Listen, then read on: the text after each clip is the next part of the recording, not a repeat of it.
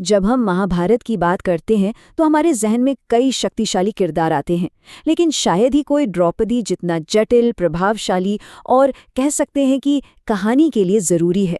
उनकी कहानी सिर्फ एक रानी की नहीं, बल्कि एक ऐसी स्त्री की है जिसने अपने सम्मान की लड़ाई से एक पूरे युग का भविष्य ही तय कर दिया। और यही वो सवाल है जो द्रौपदी की कहानी के बिल्कुल दिल में है। उनका जीवन हमें उस दुनिया में ले जाता है जहां सम्मान, बदला और किस्मत सब आपस में उलझे हुए थे, और जहां एक अकेली घटना ने एक पूरे साम्राज्य के विनाश की नींव रख दी थी। तो ये है द्रौपदी, जिन्हें हम पांचाली या यज्ञसेनी के नाम से भी जानते हैं। उनकी कहानी हिम्मत, अन्याय और जबरदस्त ताकत की दास्तां है। वो सिर्फ एक रानी नहीं थीं, वो एक विद्वान थीं, एक रणनीतिकार थीं और एक ऐसी महिला थीं जो गलत के सामने कभी चुप नहीं बैठीं। द्रौपदी की कहानी की शुरुआत ही मतलब उनके जन्म से ही बिल्कुल अलग है। चलिए देखते हैं कैसे। देखिए, द्रौपदी का जन्म किसी आम इंसान की तरह नहीं हुआ था। वो किसी माँ के गर्भ से नहीं, बल्कि अपने पिता राजा द्रुपद के बदले की आग से पैदा हुई थी। हुआ ये कि द्रुपद ने द्रोणाचार्य से बदला लेने के लिए एक यज्ञ किया, और उसी यज्ञ की लपटों से द्रौपदी एक पूरी तरह से विकसित युवती के रूप में बाहर आईं। और उनके साथ आई एक भविष्यवाणी कि वो अनगिनत क्षत्रिय योद्धाओं की मौत का कारण बनेंगी। अच्छा, अब आते हैं उनकी कहानी के उस हिस्से पर जिसके बारे में सबसे ज्यादा बात होती है। 5 पांडव भाइयों से उनका विवाह। ये एक ऐसा फैसला था जिसने उस समय के हर सामाजिक नियम को चुनौती दी थी। ये सवाल सदियों से लोगों के मन में है। और देखिए, मजे की बात यह है कि महाभारत खुद इस अजीब शादी का कोई एक सीधा सा जवाब नहीं देता, बल्कि वो हमें कई वजहें बताता है, जिससे पता चलता है कि उस जमाने में भी ये कितना बड़ा सवाल रहा होगा। महाकाव्य में इस विवाह की कई वजहें बताई गई हैं। पहली वजह है कुंती का अनजाने में दिया गया आदेश, जब उन्होंने देखे बिना ही अपने बेटों से कह दिया कि जो भी भिक्षा लाए हो आपस में बांट लो। दूसरी वजह यह है कि ये एक तरह की दिव्य योजना थी जिसमें द्रौपदी को देवी श्री का अवतार माना गया, जिनका भाग्य ही 5 पांडवों से जुड़ना था। और फिर एक तीसरी कहानी भी है, उनके पिछले जन्म की, जहां उन्हें भगवान शिव से 5 पति मिलने का वरदान मिला था। तो हुआ ये कि स्वयंवर में द्रौपदी का हाथ जीता तो अर्जुन ने था, लेकिन जब पांडव उन्हें लेकर अपनी मां कुंती के पास पहुंचे तो उनकी बात रखने के लिए और भाइयों में कोई मनमुटाव ना हो, इसलिए युधिष्ठिर ने ये फैसला किया कि द्रौपदी उन सभी 5 की पत्नी बनेंगी। और अब कहानी उस मोड़ पर आती है जहां से सब कुछ बदल गया। एक चौसर का खेल जो सिर्फ एक खेल नहीं था, बल्कि सत्ता और सम्मान छीनने की एक साजिश थी। चौसर के उस भयानक खेल में सबसे बड़े पांडव युधिष्ठिर एक एक करके अपना सब कुछ हारते चले गए। पहले अपना राज्य, फिर अपने भाई और फिर खुद को भी हार गए। और जब उनके पास दांव पर लगाने के लिए कुछ नहीं बचा, तो उन्होंने वो दांव लगाया जिसने इतिहास को हमेशा के लिए बदल दिया। उन्होंने अपनी पत्नी रानी द्रौपदी को दांव पर लगा दिया।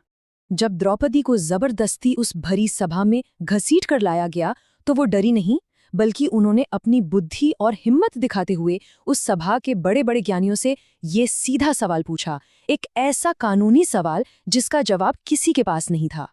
कौरव राजकुमार दुशासन ने उन्हें बालों से पकड़कर पूरी सभा के सामने घसीटा। सोचिए, उस सभा में जहां उनके 5 पति सिर झुकाए बैठे थे, उन्हें एक दासी कह दिया गया। ये सिर्फ द्रौपदी का नहीं, बल्कि पूरे पांडव वंश के सम्मान का अपमान था। लेकिन ये अपमान यहीं नहीं रुका। जब दुशासन ने उन्हें निर्वस्त्र करने की कोशिश की, तो एक चमत्कार हुआ। उनकी साड़ी अंतहीन हो गई। एक दैवीय शक्ति ने उन्हें पूरी तरह से अपमानित होने से बचा लिया। और यही वो पल था जिसने ये तय कर दिया कि अब महायुद्ध होकर रहेगा।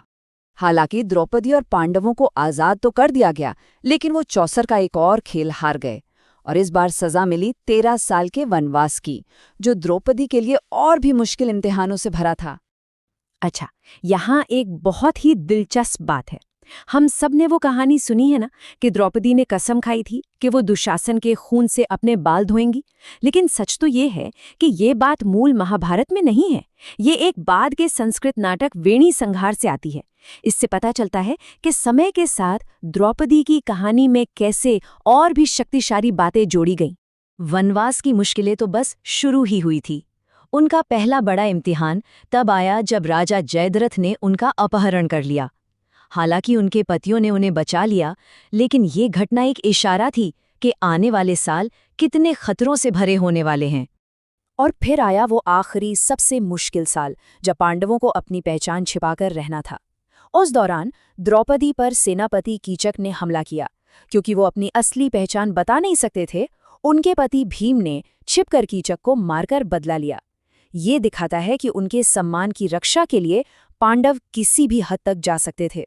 13 साल पूरे हुए। जब पांडवों को उनका राज्य वापस नहीं मिला, तो वो हुआ जिसका डर था। महाभारत का युद्ध शुरू हो गया। ये युद्ध कई वजहों से लड़ा गया था, लेकिन एक बड़ी वजह द्रौपदी के सम्मान का बदला लेना भी था। पांडवों ने युद्ध तो जीत लिया, लेकिन द्रौपदी को इसकी सबसे भारी, सबसे दर्दनाक कीमत चुकानी पड़ी। अश्वत्थामा ने रात के अंधेरे में पांडवों के शिविर पर हमला किया और द्रौपदी के 5 बेटों की हत्या कर दी। जीत की वो सुबह अपने साथ कभी ना खत्म होने वाला दुख लेकर आई। लेकिन यहीं पर द्रौपदी का एक बिल्कुल अलग, एक हैरान कर देने वाला रूप सामने आता है। जब अश्वत्थामा को पकड़कर उनके सामने लाया गया, तो द्रौपदी ने अपने बेटों के कातिल को माफ कर दिया। उन्होंने अपने गुस्से पर काबू पाते हुए कहा कि द्रोण का पुत्र होने के नाते वो उनके सम्मान के लायक है, और इस तरह उन्होंने उसकी जान बख्श दी। ये उनकी करुणा और उनके महान चरित्र को दिखाता है। द्रौपदी का जीवन युद्ध के साथ खत्म नहीं होता। तो चलिए देखते हैं कि उनके आखिरी दिन कैसे थे और आज हम उन्हें कैसे याद करते हैं। जीवन के अंत में जब पांडवों ने अपनी आखिरी यात्रा यानी स्वर्ग की यात्रा शुरू की, तो द्रौपदी सबसे पहले गिरी।